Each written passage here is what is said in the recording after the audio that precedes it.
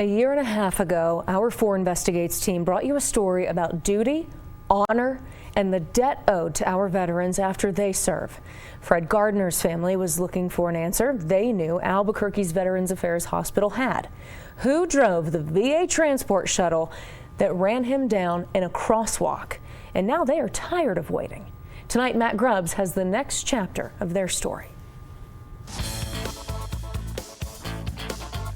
It's been a year and a half since an Albuquerque employee at the Veterans Affairs Hospital killed Fred Gardner. It wasn't that he just died, he was killed in an accident, and we've had problems getting any answers. It's not just, Dad's heart gave way, Dad had a cancer, it was his time, it was untimely, and so that's a cloud hanging over us. And all of the reminders, I still listen to classical music like Dad did. And while his sons deal with the trauma of losing a dad, while they know he died when a VA employee blew a stop sign and ran down the Air Force vet in a crosswalk outside the hospital, they still don't know who was at the wheel. It really feels like we're still on the day that we disconnected life support. We're still there. Fred's family is going to war on his behalf. The thing that I keep coming back to is that had it been me that was run over, Dad would take that place apart brick by brick to find out how, why, and prevent it from ever happening again. In a lawsuit filed this month, the Gardner's attorneys say the VA has stonewalled any attempt at resolving questions about the case or the driver's identity. They're asking for more than $17 million.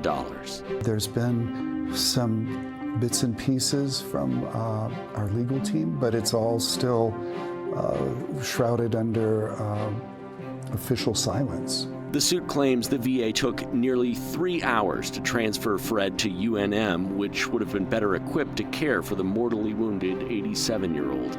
It says the VA transferred Fred Gardner without his records and without imaging staff did to assess his injuries right after the crash. And the idea that they transferred this human being who was so violently injured without any medical records, it's just beyond belief. VA police officers responded to the death on VA property. The government did release more of its crash report to 4 Investigates, including a written statement from the unidentified driver, who appears to be a caregiver at the hospital, transporting a COVID test. The driver blamed a truck parked in a loading zone and the morning sun for the crash. I'd like to see somebody stand up and say, yes, this was my fault and I apologize, and that will never happen. It hasn't so far. VA police issued 3 traffic tickets for the crash. 3 $25 tickets are worth a man's life, a veteran's life. Adding insult to a death literally on its front doorstep, the VA refused to pay for Fred Gardner's funeral, deciding it was not due to, quote, service-connected injury.